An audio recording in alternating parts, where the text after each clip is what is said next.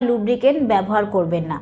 কারণ যদি আপনি থুতু বা লুব্রিকেন্ট ব্যবহার করেন তাহলে কিন্তু ছেলেদের যে স্পাম রয়েছে সেটা আপনার ইউট্রাসে পৌঁছতে বাধা সৃষ্টি করবে। আর এই থুতু বা লুব্রিকেন্টের ঘনত্বের মধ্যে কিন্তু স্পাম ঠিকঠাকভাবে মুভমেন্ট করতে পারে না, তাই এই ভুলটা একদমই করবেন না। অনেক সময় কি হয়, মহিলাদের ভ্যাজাইনা ড্রাইনেস হয়ে যাওয়ার কারণে কিন্তু সহবাসের সময় ব্যথা করে। তো যদি আপনার এরকম সমস্যা হয় তাহলে কিন্তু আপনি নারকোল তেল ইউজ করতে পারেন। নারকোল তেলে কিন্তু স্পামের কোনো রকম ক্ষতি হয় না, আর এতে স্পাম ইজি মুভমেন্ট করতে পারে।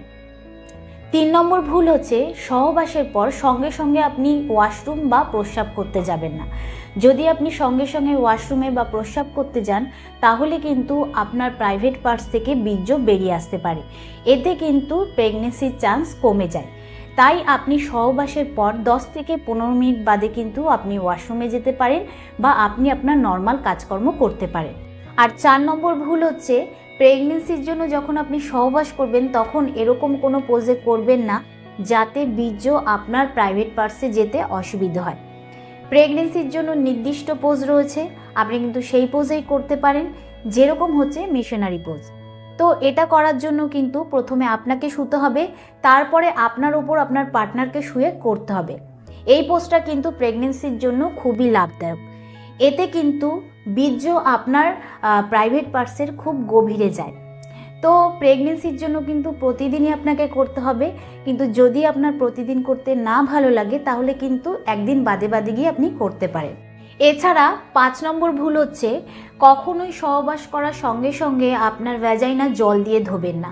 এটা করা কিন্তু একদমই উচিত নয়, কারণ এরকম করলে কিন্তু স্পামের ক্ষতি হয়। তাই করার পর 8 ঘন্টা বাদে গিয়ে আপনি আপনার ভ্যাজাইনা জল দিয়ে ধুতে পারেন। 6 নম্বর ভুল হচ্ছে যে কখনোই কিন্তু সঙ্গে সঙ্গে সাবান বা কোনো রকম ভ্যাজাইনা ওয়াশ ব্যবহার করবেন না। এরকম করলে স্পাম নষ্ট হয়ে যায়। তাই যখনই সহবাস করবেন সহবাসের 30 মিনিট পরে গিয়ে আপনি আপনার ভ্যাজাইনা পরিষ্কার করতে পারেন। এমনিতে তো করার পর ভ্যাজাইনা পরিষ্কার করা খুবই দরকার ইনফেকশনের থেকে বাঁচার জন্য, কিন্তু প্রেগনেন্সির ক্ষেত্রে এরকম করা একদমই উচিত নয়।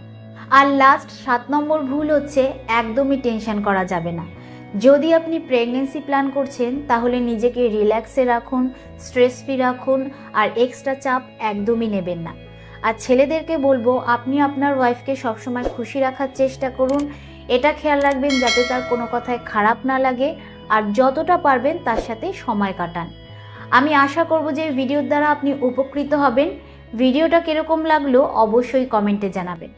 আজকের মতন এতটুকুই, আবার দেখা হবে পরবর্তী ভিডিও নিয়ে। নমস্কার।